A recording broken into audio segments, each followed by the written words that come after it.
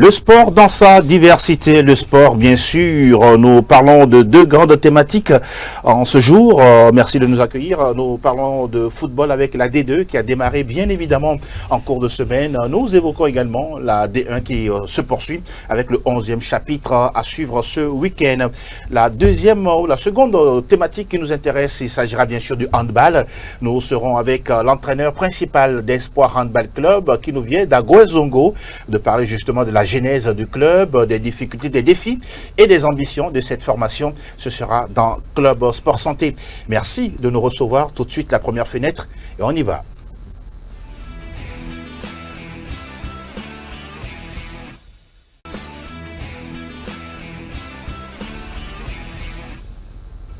C'est samedi et on est encore ensemble pour parler bien sûr sport sur SOS Docteur TV. Nos confrères experts sont bien présents.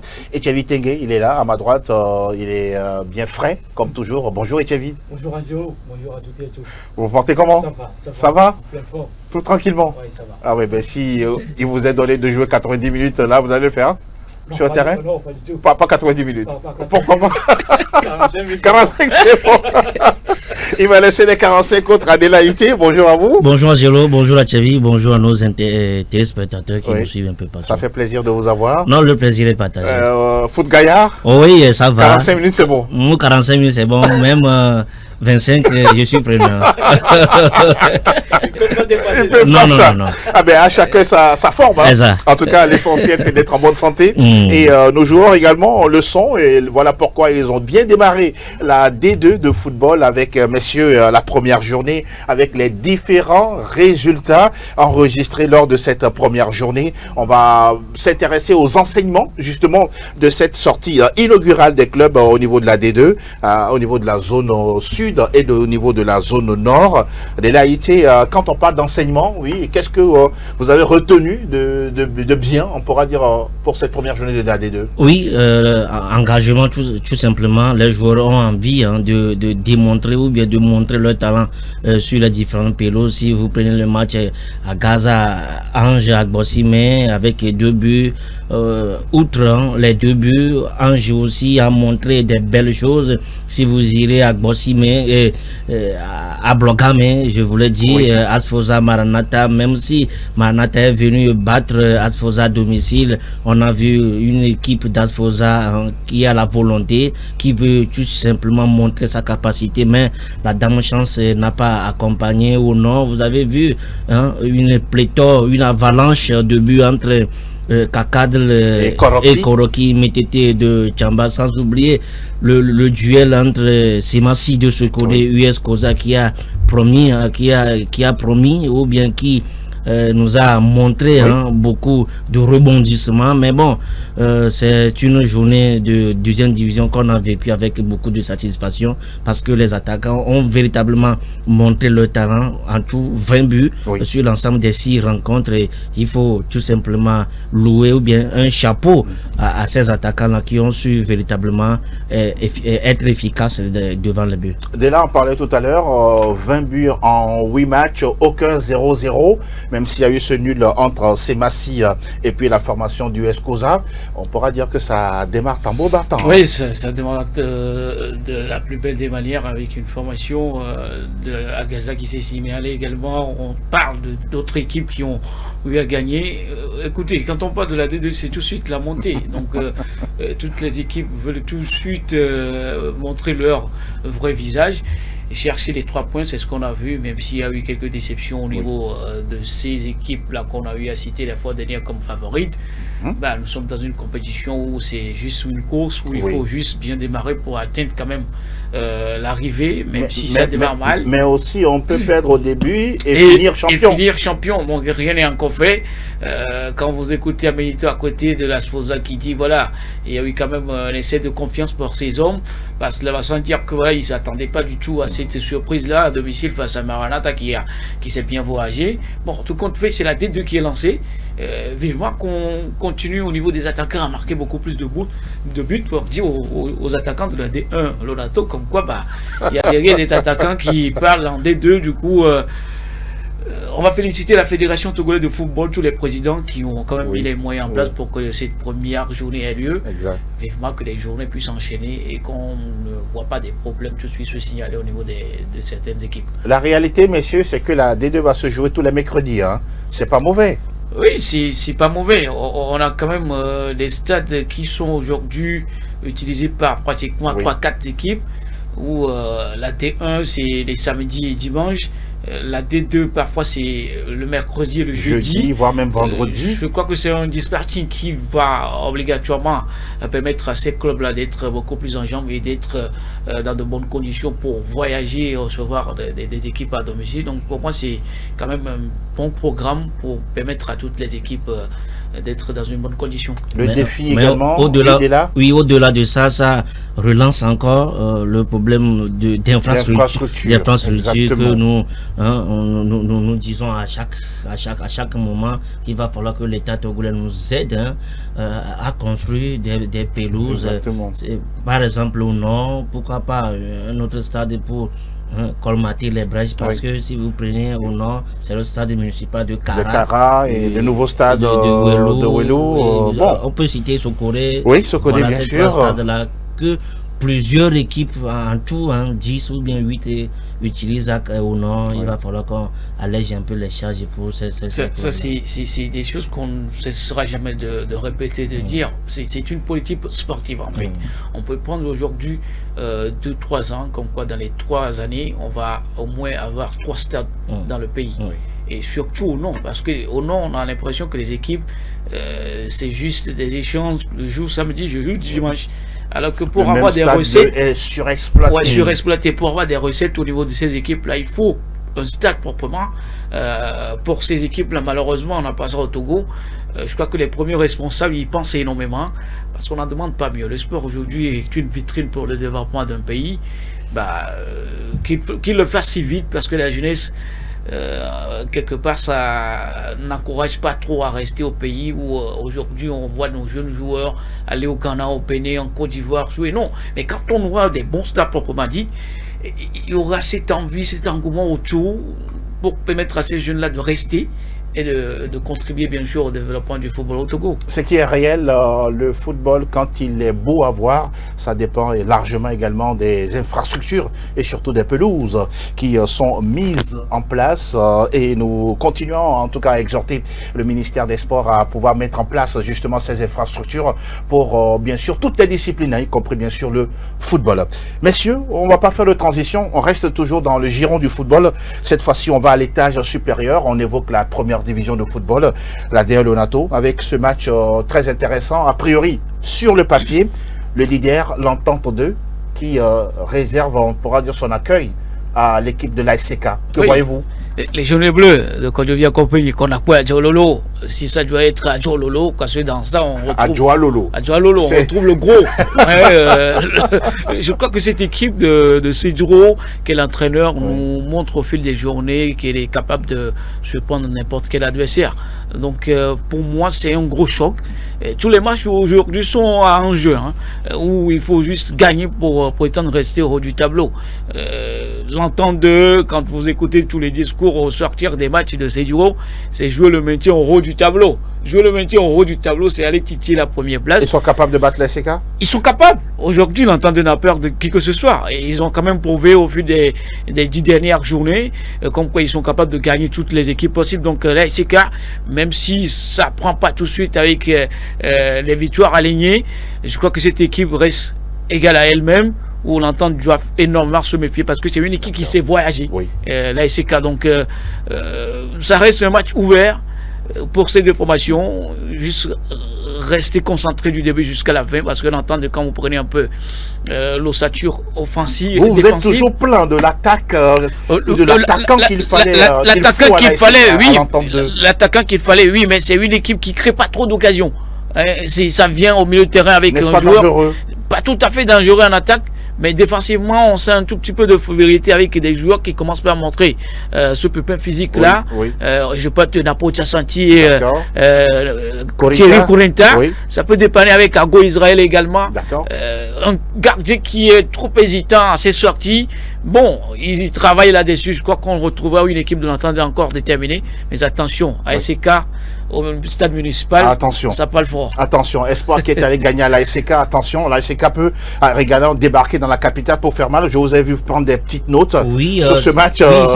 Si vous prenez les statistiques de cette saison, ASK n'a pas encore enchaîné deux victoires de suite. Deux victoires de suite depuis le début de cette saison, même s'il y a un match en retard face à Barracuda qui va se jouer en cours de mercredi prochain. Mercredi prochain, mais c'est une équipe d'ASK qui sait bien voyager. Quand on sait qu'il y a le retour de Akoro Bilal qui est revenu de son expédition d'Algérie, il est là, c'est lui qui a porté l'équipe face à Unisport à Ouelou. Maintenant ils sont à Lomé pour défier en temps de quand on sait que depuis eux aussi l'équipe Tutube, ils ont enregistré une défaite à domicile, ils ont gagné Unisport Lasbina au stade municipal avant de faire le triste match face à Bolos l'autre fois à Neho.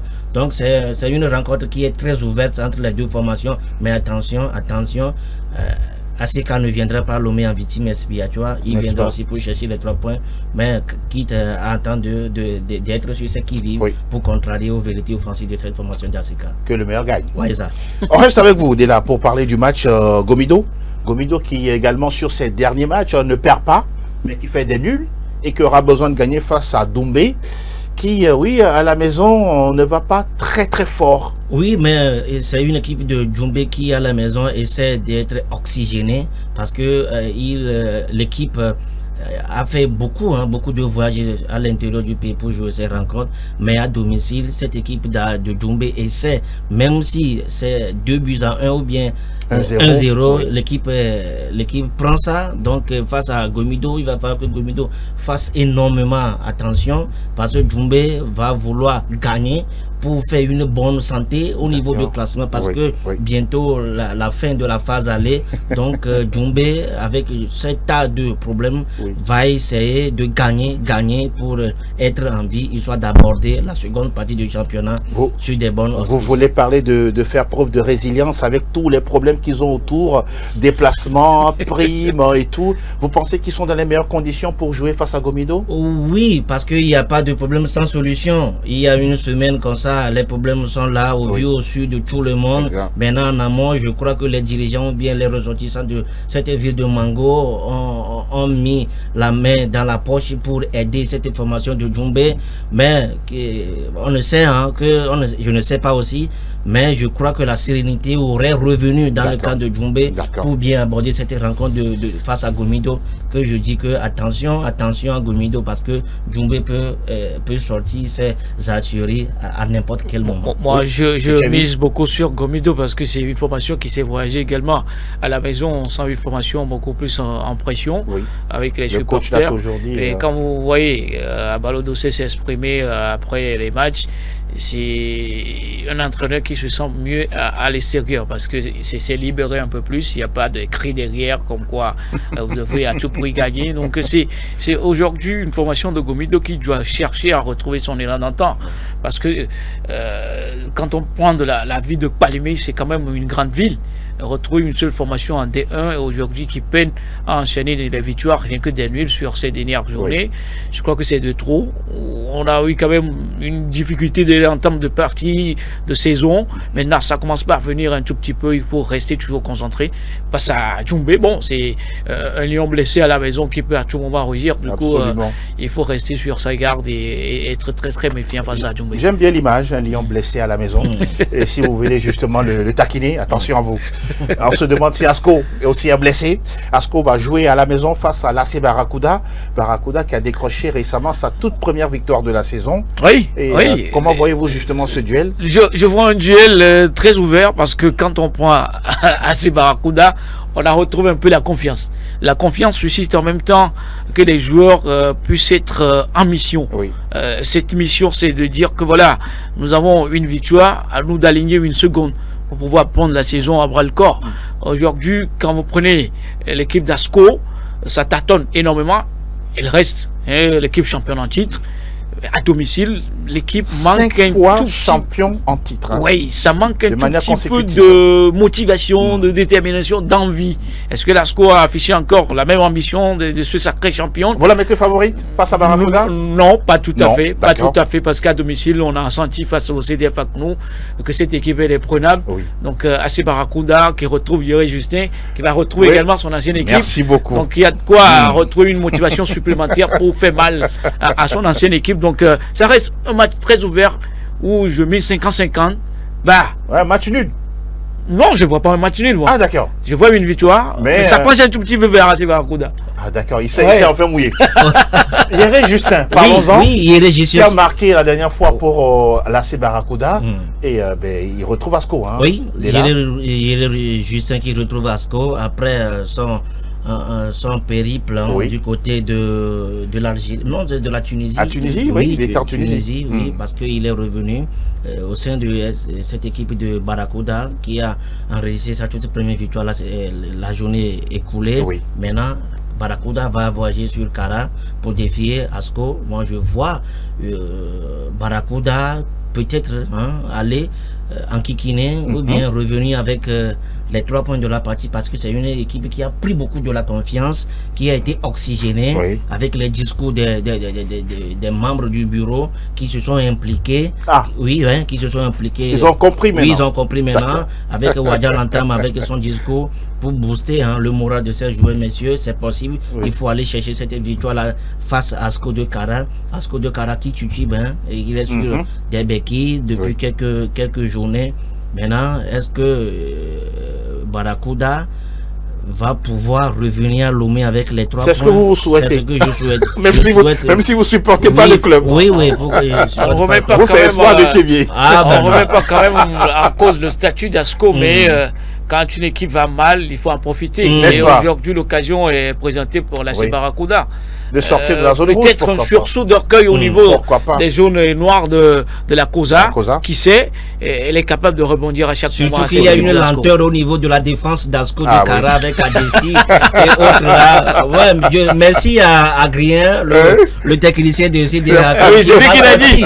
Qui nous a sorti cette Ça faille. peut changer à tout moment. Ah ben, mais Barracuda aussi peut changer cette tactique en vue, selon la défense d'Asco de Kara. Messieurs, on va parler d'un autre match également qui semble intéressant sur le papier. Il s'agit de la SOTR qui est en déplacement chez Unisport. De là, c'est un match aussi qui risque d'avoir beaucoup de qualité. Un match piège pour la COTR parce que à domicile, l'Unisport est intraitable. Il fallait voir cette équipe d'Unisport à Oulu face à CK. Oui. Malgré que CK a marqué les 2 buts, cette équipe avec Urubori Taouraoué a poussé tout simplement les hommes d'Amitokoro à se recroqueviller dans leur base. Mais ils se sont finalement arrivés à marquer ou à réduire le score. N'eût été, ou bien si on pouvait prolonger le temps jusqu'à 100 minutes, ou bien cette équipe d'Unisport pourrait revenir au score. Maintenant, à domicile face à la COTR, quand on sait aussi que la COTR avait aligné 5 victoires d'affilée avant. C'est la seule équipe. Oui, c'est la seule équipe avant de trébucher face à Asco de Kara et faire enregistrer une victoire face à Etoile de l'autre fois. Tout à fait. Mais c'est une équipe de la COTR aussi qui s'est voyagée. On a vu face à Asco, ils ont marqué même à la 12e minute avant que Asco ne les renverse. Ils sont quand même bien classés. Ils sont bien quand même classés avec leur entraîneur adjoint Amédou Noureddine, oui, qui essaie à chaque fois de booster le moral de ces joueurs, Seonou, Eli et autres. Même si Bruno Avoto est parti, cette équipe de la COT a des armes pour aller défier Unisport. Moi, je vois un match 50-50. 50-50, un match nul, pourquoi pas, entre les Auterrois et les académiciens de Coloundé. Messieurs, il nous reste encore 3 matchs à décrypter. Il s'agit d'abord de ce duel entre ces 2 équipes proches au classement. On parle de Gbolowesu et de l'AS Bina. L'AS Bina qui avait très bien commencé, mais ces derniers temps, nul, défaite, on ne comprend pas. Gbolowesu qui enchaîne des nuls. Et là, c'est Gbolowesu qui reçoit pour la 2e fois de suite à Kota. Oui, pour une 2e fois. Même si à domicile, ils ont toujours ce problème des supporters. La dernière fois, ils ont fait 0-0 face à l'entente. Bon, le 0-0 face à l'entente, c'est mieux que défaite, parce que ça soulage un tout petit peu. face à une formation de l'AS Milan qui s'est voyagée également, même si face à l'attente de tout récemment à Lomé, ça n'a pas marché lors de la 9e journée, si j'ai bonne mémoire. Une équipe de l'AS Milan qui nous a quand même fait rêver dès l'entame de saison. Je crois qu'on a également un entraîneur qui s'est voyagé, qui s'est quand même transcendé une équipe. Je crois que c'est un match piège pour Bolesso. Parce que l'AS Milan... Pourquoi vous dites ça? Un match piège pour Bolesso, parce que quand on reçoit à domicile à 2 reprises, un match nul, derrière, c'est une pression. Parce que quand vous ne gagnez pas, on va toujours crier, ben, vous êtes à domicile pour une deuxième fois, il n'y a pas de victoire. Pourquoi ça? Donc, c'est à l'AS Milan d'en profiter. Est-ce que les joueurs perçoivent le message de cette façon-là? Bien sûr que oui, bien sûr que oui. Quand vous êtes athlète, vous êtes appelé à percevoir tous les messages de gauche à droite. Parce qu'on vous attend juste par rapport aux résultats. Et l'entraîneur également est conscient de la situation. Donc, être conscient de cette situation, aller donner ce discours pour les joueurs. C'est pour cela, moi, j'ai toujours eu l'habitude de dire que les dirigeants, les présidents doivent faire un discours prometteur, entre guillemets, même si au fil, c'est pas quand même la réalité. Il faut. Moi, j'ai l'impression que les joueurs dans le championnat manquent de motivation. Vous pensez? Oui, la motivation est pas seulement... Elle est aussi personnelle et collective. Oui, la motivation personnelle pour un joueur, c'est d'aller faire bon augure sur la pelouse, montrer toutes ses qualités pour taper dans les yeux des... Quand le joueur, par exemple, face à un poteau tout vide, il envoie le ballon au-dessus de la cage... Oui, ça c'est le rôle... Qu'est-ce que vous dites de ça? Ça arrive, ça fait partie du football. Parfois le ballon aussi refuse de franchir la ligne. Non, pas le ballon, mais... Qui dit de ballon? Oui, et là... Qui est-ce qui dit de ballon? Et là, le joueur, quelque part, se dit dans la tête, ça va venir. Et l'entraîneur est le premier à réagir sur ce point. Ça va venir. Pourquoi pas un coéquipier? C'est pour cela, dans nos équipes de la première division, ça manque un playmaker, un porteur d'équipe. Qui, à tout moment, essaie de donner le ton. Ça manque, non, ça va aller. On a encaissé de but, ça va aller. Vous voyez que ça manque souvent. Ça manque souvent. Ou quand on encaisse. Le capitaine, il joue quand même. Les capitaines sont là juste pour les brassages, pas trop. Comme ça, quoi. C'est le travail des entraîneurs qui doivent savoir que porter ou bien conduire un groupe, c'est une responsabilité. C'est une responsabilité et les personnes sont taillées pour cela. N'est-ce pas? À eux de déceler ces personnes. Il faut avoir le profil pour. Voilà. Angelo, la dernière victoire de Bolesso à domicile, c'est face à Étoile Fiance de Lomé à Bota. Et après cette rencontre, Bolesso a aligné que des matchs nuls. Et cette fois-ci, face à l'AS Milan, c'est Mathieu Pierre-Cheville a dit que l'AS Milan... Vous le rejoignez là-dessus? Oui, l'AS Milan aussi qui s'est voyagé avec son entraîneur Bonfo Arimiao. C'est un tacticien, vous le connaissez très bien. Face à Tchèque Bedema, ce serait un duel sans Messi. Parce que Tchèque Bedema est sous pression en erreur. Parce que le public ne comprend pas pourquoi l'équipe, depuis un certain temps, n'arrive pas à réagir, n'arrive pas à gagner. Parce que vous avez vu que Bolesso était dans le top 3. Top 3. Même leader. Oui, leader, mais l'équipe a été tout simplement chuté. Donc, c'est un match piège pour Bolesso et également une pression pour Tchèque Bedema, monsieur. Il faut gagner demain pour redonner la joie et la confiance à ce public qui a soif d'une victoire. Reste à savoir si l'AS Milan va se faire laisser faire ou laisser battre. On attend de voir justement cette opposition au stade Anani Chardy de Kota. Messieurs, l'avant-dernier match, je reste avec vous et mon cher Dela, c'est d'évoquer le match d'Espoir à la maison face à l'AS Tambo. Espoir qui va chercher à rebondir parce que sur 5 matchs, Espoir n'a gagné qu'une seule fois à la maison. Oui, sur 5 matchs, Espoir n'a gagné qu'un seul match. Un seul match. Je crois que c'est face... Non, c'est face à Unisport. Oui, face à Unisport, exact, 2 buts à 1. Exact, un seul match, exact. Depuis ce temps-là, oui. Plus de victoires à la maison. À la maison, match nul face à Barracuda, défaite face à la Sautière et autres. Maintenant, face à Tambo, ce sont des équipes qui se connaissent très bien. Il faut rappeler que c'est ces deux équipes qui ont fait la montée en première division. Tambo et Espoir, c'est deuxième. Donc, ils se connaissent très bien. Ils ont joué, lors des préparatifs, ils ont joué un match amical qui s'est sorti par un match nul à Tchévier. Maintenant, face à Tambo aussi, qui n'est pas au mieux de sa forme. Je vous rappelle qu'il a fait un match nul sur le but partout face à l'Est. L'équipe spécialiste, c'est également de match nul. Oui, match nul aussi avec Tony Agbessi et son compagnon. Mais à Tchévier, Espoir a l'impératif de gagner demain face à Tambo pour remonter, parce qu'actuellement ils sont 7e, si je ne me trompe pas. Ils doivent faire une remontée au classement, mais ils ont mis des bouchées doubles et au cours de la semaine il y a une réunion qui a été organisée entre le bureau directoire de cette équipe d'Espoir C2 avec les supporters. ils ont sensibilisé les supporters sur... Votre message a été entendu. A été entendu. Celui également de M. Tchevi. Oui, ils ont sensibilisé les supporters sur la non-violence sur les stades.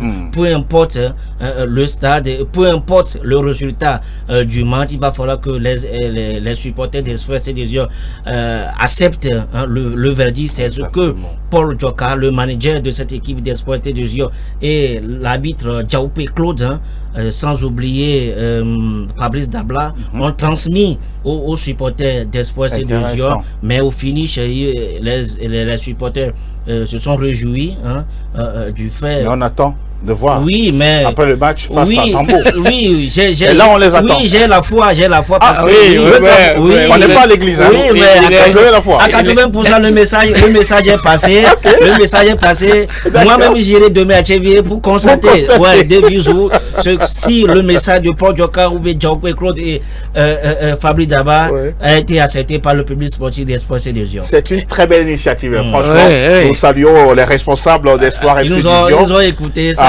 Que nous suivent. Aujourd'hui, on peut saluer ces responsables de FC Espoir de Zion.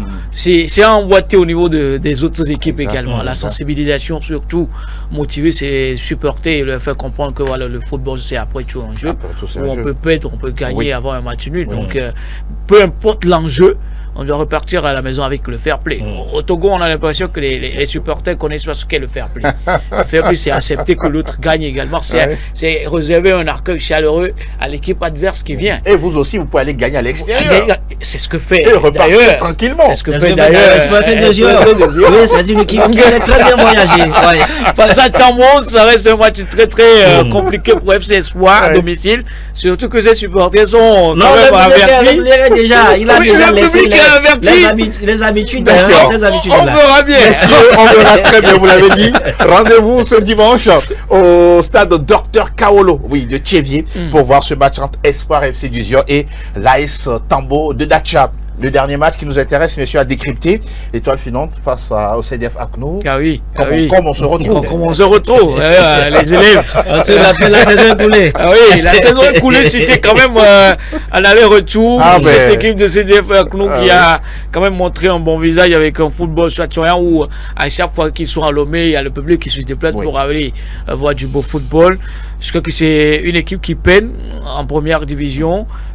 Tout à fait le contraire pour l'étoile finale, même si ça gagne pas trop également avec des problèmes en amont.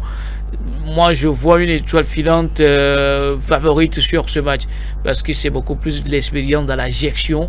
On a des joueurs qui ont connu la première division qui se retrouvent aujourd'hui dans cette équipe de l'étoile filante avec de Souza Savant et autres. Donc, Lucien Nassou, Djama Famiou Djama, ça dépend. Il y a beaucoup plus d'expérience par rapport au CDF Akounou, mais CDF Akounou a des supporters à Lomé. Ça peut être quand même une motivation pour cette formation-là, qui n'a rien à perdre pour la saison. Donc, c'est un match qui retrouve quand même une revanche au niveau de l'étoile finale parce qu'il faut gagner CDF Akounou pour se repositionner. Également CDF Akounou qui est dans le bas du classement. C'est les victoires qui vont les faire sortir. Donc ça reste un match très ouvert pour ces deux formations. Que la meilleure est gagne. C'est tout. Vous le dites bien, très très ouvert. Vous suivez souvent l'étoile filante. Un match piège pour l'étoile filante de Lomé, surtout que l'entraîneur Bakbo Koumi aura le choix d'aligner son gardien qui il a déshabillé lors de la 10e journée. On ne sait pas s'il aura le gardien titulaire qui était blessé, je ne sais pas, ou bien malade, il va retrouver son gardien titulaire.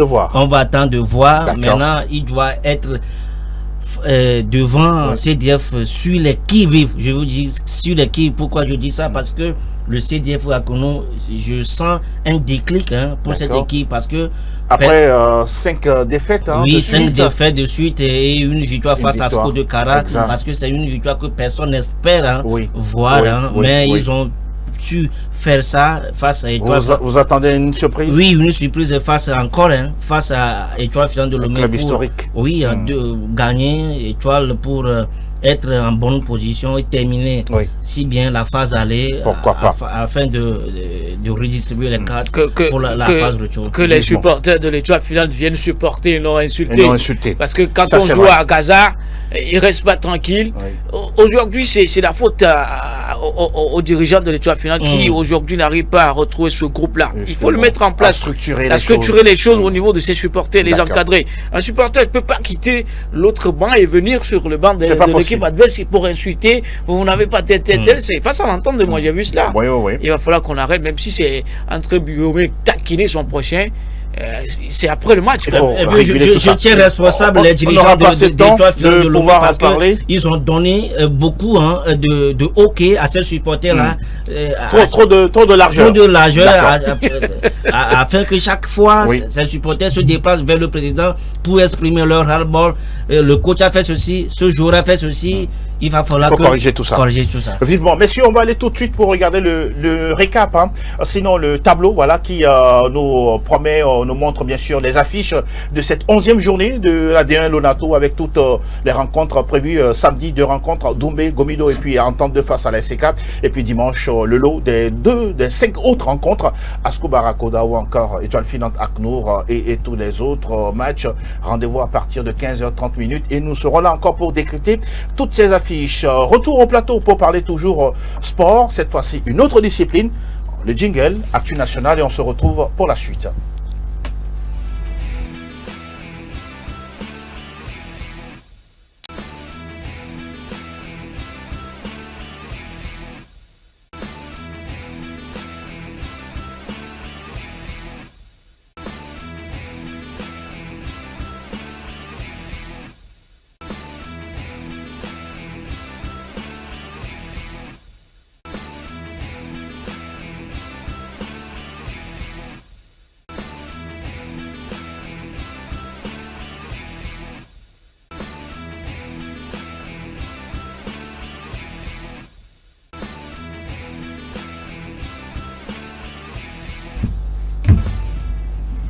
Nous sommes là, bien sûr, pour le dernier virage de cette émission Club Sport Santé. Nous parlons bien sûr de handball, nous l'avons promis. Nous sommes avec, bien sûr, le coach, sinon l'entraîneur principal de d'Espoir Handball Club d'Aguezongo, Ramdan Ezetou. Salam alaikum, bonjour. Wa alaikum salam. Monsieur Folly. Oui, comment vous allez? Oui, je vais bien. En pleine forme? Oui, ça va. D'accord, on veut parler de handball avec vous, connaître justement comment vous arrivez à gérer votre formation, votre club. D'abord, on va parler de vous. Le handball, vous le pratiquez depuis combien de temps déjà? Oh, bon, je pense que le handball, je n'ai pas connu le handball assez tôt. J'ai commencé par jouer le handball quand j'avais 23 ans. C'est-à-dire très tardivement, quand je suis venu en formation à l'INGS, Institut National de la Jeunesse et des Sports, c'est là que j'ai connu le handball. Donc, juste après la formation, je n'ai pas été assez un grand joueur, je n'ai pas joué assez longtemps, mais je me suis vite converti en entraîneur et voilà, aujourd'hui je suis entraîneur de l'équipe d'Espoir Handball. Il y a eu quelques mois déjà en discussion privée, vous nous aviez dit s'il était possible que vous connaissiez le handball à 10 ans ou à 7 ans, vous auriez cherché à rester dedans et à devenir un grand professionnel. Pourquoi? Oui, je pense qu'aujourd'hui, c'est le rêve de tout un chacun d'évoluer dans une discipline que l'on aime beaucoup. Aujourd'hui, si on constate, il n'y a que le football. Parce que c'est le sport roi. Mais si on voit, on regarde les jeunes dans nos établissements. Avant que je ne sois un entraîneur, je suis enseignant d'éducation physique et sportive. Et vous allez constater qu'il y a plein de jeunes qui ont des talents dans d'autres domaines que le football. Mais on s'attelle seulement que sur le football. Et je pense que si j'avais eu cette chance-là, en étant élève, de croiser vite le handball, je pense que le choix aurait été clair. Parce que quand je suis venu à l'Institut, il ne m'a pas fallu longtemps. J'ai juste pris une balle, j'ai tiré. Et les entraîneurs ont vite remarqué que ce monsieur-là pouvait faire quelque chose. Et là, on m'a demandé de venir à l'entraînement. Je me suis entraîné une seule fois et je suis allé au championnat universitaire. Et je suis resté pendant 3 ans. J'ai été capitaine de l'Institut national et de la jeunesse et des sports. Mais on a déjà eu assez de blessures au football. Et donc, ça nous a retardé. Aujourd'hui, vous avez gardé une passion forte pour le handball. Oui, vraiment. Ça, je ne peux pas dire. Vous buvez, vous mangez, vous dormez handball. Rien que le handball. Rien que ça. Oui. On va parler de votre club, cher à vous, Espoir Handball Club d'Aguezongo. À Aguezongo, on connaît bien sûr la zone, d'abord très peuplée, Oui. population très jeune Oui. et population également musulmane. La genèse, comment est-ce qu'est né justement votre club? Espoir Handball Club est né plutôt dans les années 2000-2001. D'accord. Ça a été un regroupement de jeunes camarades qui ont voulu s'essayer au handball. Et bon, c'était dans le sable, sur le terrain de Zongo. Oui. Et juste après ça, les bonnes volontés ont voulu donner vie à un club dans la zone, parce que si on regarde, si on traverse l'échangeur Oui. et au-delà, le handball ou bien les sports de main n'existent pas. C'est le constat. C'est le constat. Les sports de main n'existent pas. Donc, juste après ce regroupement, il y avait que les joueurs et dirigeants en même temps. Les mêmes joueurs étaient les dirigeants et ils ont voulu se constituer en association sportive.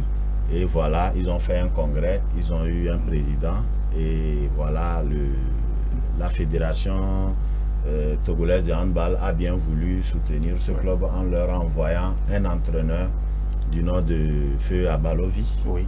Et c'est avec lui que Espoir a vraiment commencé par jouer les compétitions de Ligue Lomé. Exact. Et voilà.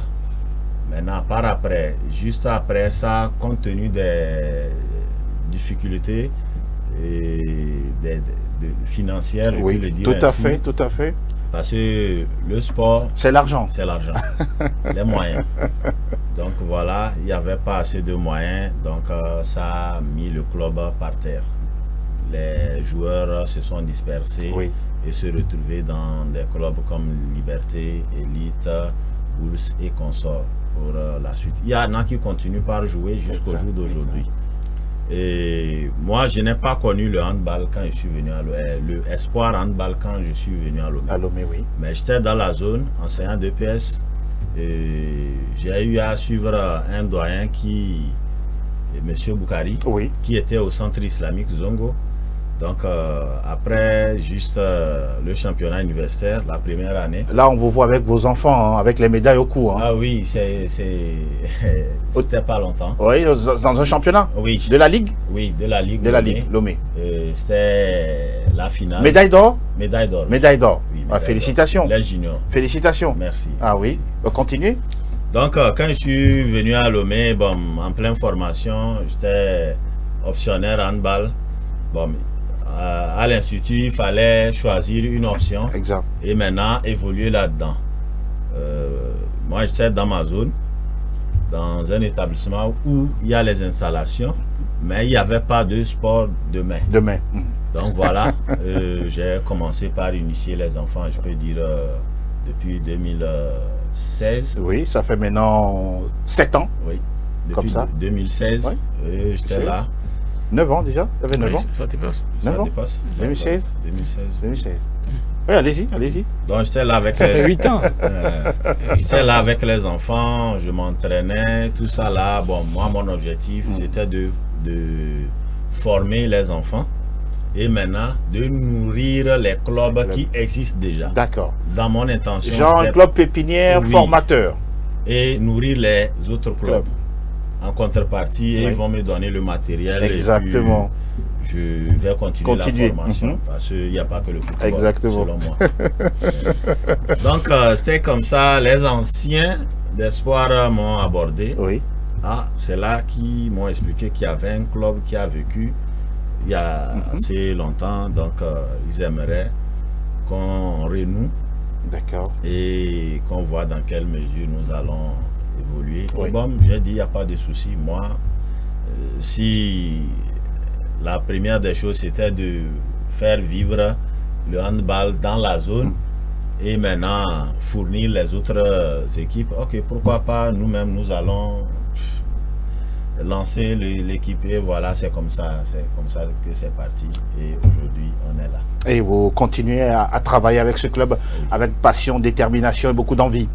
Il y a également, dans la zone en tout cas de Guezongo, on sait très bien que c'est une zone à forte connotation musulmane. Le club qui fait face au défi justement de la jeune fille dans le domaine du handball à Guezongo, parlons-en. Comment vous faites aujourd'hui parce que Espoir Handball Club, il y a les garçons et les filles qui jouent au hand. Oui. Comment vous arrivez à régler, à convaincre les parents à laisser les jeunes filles à jouer justement à ce sport? Ok, je pense que sur ce sujet, c'est un sujet très pertinent et je suis vraiment ravi qu'on en parle. J'ai fait le centre islamique Zongo en tant qu'enseignant. J'ai vu ce que c'est la sacralisation de la jeune fille. Oui. Dire qu'une jeune musulmane est en short, travailler tout ça là, bon, on voit, c'est pas facile. Mais aujourd'hui, avec certains parents, on arrive au moins à discuter et à voir le bien fondé de la chose. Ils vous écoutent? Bon, certains difficilement, mais on fait avec. Là, on voit certaines jeunes filles avec le foulard à la tête. Oui. Il y en a qui n'en ont pas, mais on sent que tout ça, c'est un travail d'inclusion. Oui. Oui. Certains parents n'arrivent pas à accepter ça, bon, mais on fait avec. D'autres filles se cachent. Elle est en boubou, tout ça là, foulard. Bon, quand elle vient, elle se déshabille, elle se met peut-être en pantalon, en 3/4. On travaille, quand elle finit, ok. Elle rentre à la maison comme si de rien n'était. Des fois, on fait le pas, on va vers les parents, on essaie de causer. Voilà. Bon, de temps à autre, si vous ne voyez pas votre fille à la maison, de samedi de telle heure à telle heure, c'est qu'elle est avec nous en train de travailler. Bon, d'autres disent c'est bien, d'autres ne veulent même pas entendre parler. Mais on fait avec.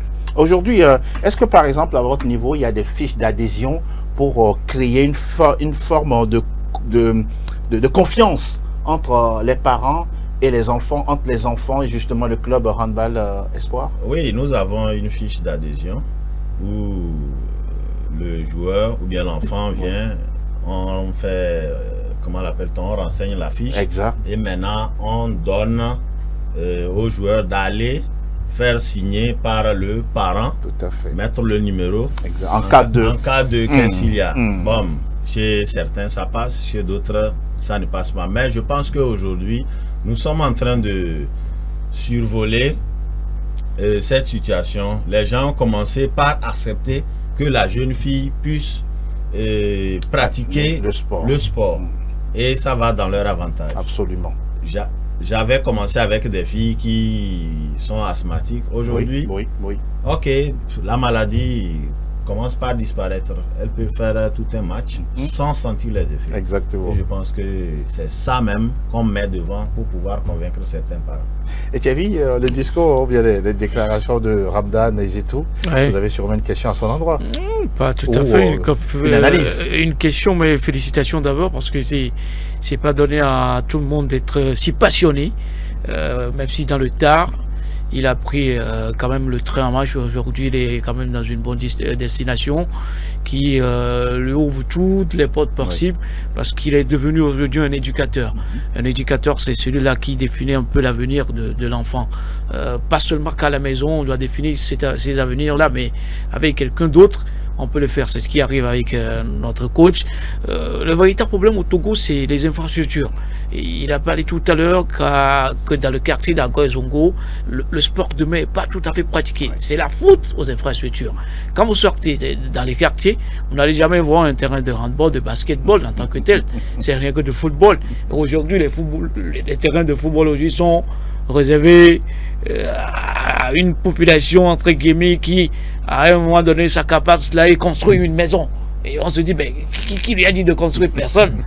Ça fait que voilà, la jeunesse n'aime pas trop, même étant passionné, ne s'adonne pas trop au sport.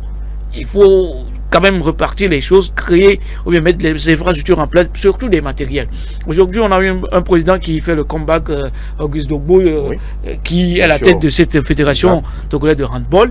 Maintenant, c'est un travail, c'est un défi à relever.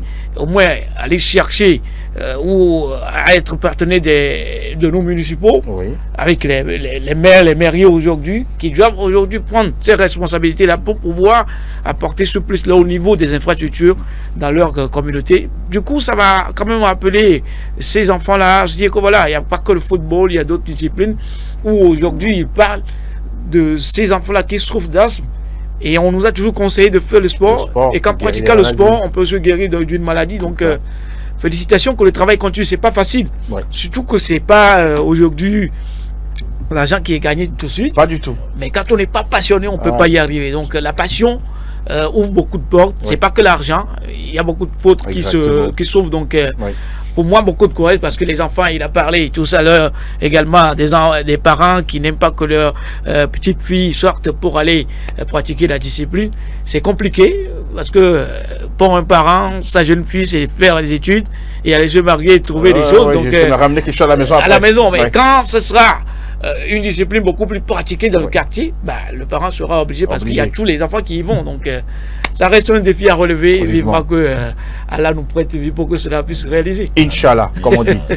Et on va évoquer le cas du palmarès parce que c'est vrai que c'est une équipe créée en 2000, 2001, 2002. Après, ça s'est un peu estompé. Vous êtes de nouveau relevé. Quand on parle de palmarès et ambition, aujourd'hui, vous en avez au niveau de ce club-là. Oui.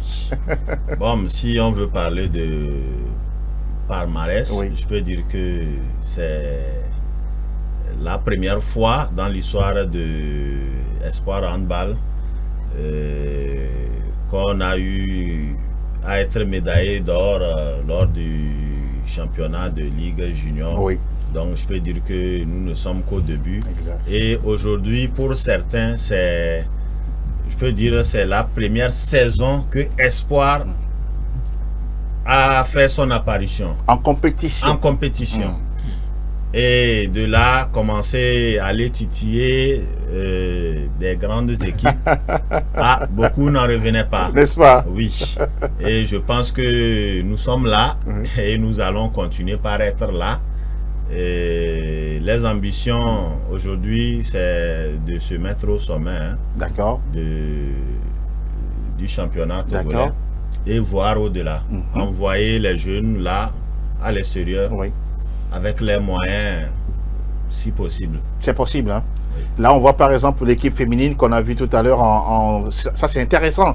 Waouh, c'est une très belle équipe, qui est fière à lieu de très très jeunes dames qui aiment le handball. En tout cas, on ne peut que vous souhaiter le meilleur. Et vous avez dit que d'ici 3-4 ans, vous serez la première équipe au Togo pour être la meilleure. Soyez-en sûrs. On va noter ça quelque part. Oui, notez ça quelque part. On est en 2025. On est en 2025. Je me fais confiance. D'accord. Parce que quand j'ai commencé, je viens à l'entraînement, c'est 2-3 personnes. Mais je n'ai jamais baissé les bras. Je n'avais pas de moyens. J'utilisais seulement qu'une seule balle pour travailler avec ces enfants-là. Mais aujourd'hui, je me vois à ce niveau. Je me dis que avec un peu de moyens, je peux faire plus. Une balle de handball coûte combien par exemple? Une balle de handball coûte minimum 8000 francs. Et ma première balle, je l'ai payée de ma poche. Exact. Et ensuite, j'ai demandé à certains grands frères, tout ça là, et ils m'ont donné des ballons. Exact. C'est-à-dire, ils ont payé les ballons qu'ils m'ont donné. Et je m'en vais faire un coucou spécial. Allez-y, en regardant dans la caméra, bien sûr. À Philippe Ton, qui est le patron de Olympe Africa. Et à mon grand frère, le gendarme Ezetou Abdoulaye. Je peux dire que c'est lui. C'est grâce à lui. Parce que quand j'étais en difficulté et qu'on sort par rapport au matériel, c'est lui que j'ai attrapé. J'ai dit, grand frère, moi, dans la famille, je veux être handballeur. Et c'est lui, il a dit, j'ai compris, il a payé 2 ballons pour me remettre. Wow. Et j'ai commencé avec ça. Et après Philippe Ton, je suis parti le voir aussi, il m'a donné un ballon. Et je salue de passage aussi monsieur Tafa Pindra. Oui. Quand il était à l'Institut national de la jeunesse et des sports, c'est quelqu'un qui m'a épaulé de bout en bout. Et il m'a permis d'avoir mon premier diplôme d'entraîneur. Intéressant. En 2018. Vous êtes très reconnaissant à l'endroit de cette personne. Je suis très très reconnaissant. Et c'est tout, Ramdan.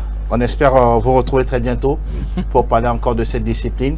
Et si possible, même venir vers justement votre club pour faire un reportage, pour laisser parler justement ces jeunes-là, leur amour, leur passion pour le handball. Qu'est-ce que vous avez à dire pour conclure? Pour conclure aujourd'hui, je peux dire, parlant des difficultés, je vais conclure avec ça. Aujourd'hui, Espoir Handball n'a pas un terrain pour continuer le travail. Je peux dire que c'est l'unique handicap aussi. On n'a pas d'infrastructure. L'unique terrain sur lequel nous travaillons aujourd'hui, c'est soit il y a des séminaires, il y a ceci, il y a cela, et l'accès est interdit. Ça fait depuis un moment qu'on n'a plus accès aux infrastructures les week-ends où on peut avoir tout le monde et travailler. Et je pense que les autorités compétentes, je leur prie de bien vouloir réfléchir là-dessus. Parce qu'aujourd'hui, si on prend Espoir en équipe nationale, chez les dames, Espoir au moins a envoyé 7 filles qui sont là. Donc, c'est quelque chose à saluer et à porter un regard sur ce club. On peut faire quelque chose ensemble. N'est-ce pas? Oui. Et c'est tout, Ramdan. Merci infiniment pour la disponibilité. Et nous ne cesserons pas de parler toujours de votre club et d'autres clubs, bien sûr, de handball et d'autres disciplines au Togo. En tout cas, mille gratitudes d'être passé. Merci à vous, monsieur Angelo. C'est le minimum. Et Thierry, merci. Et merci également à Adélaïté. On remercie également toute l'équipe technique qui a été derrière justement la réalisation de ce nouveau numéro de Club Sport Santé. On vous souhaite tout le meilleur pour ce week-end. On reste ensemble. On se retrouve très très bientôt en très bonne santé. Allez, bye bye. Ciao, ciao.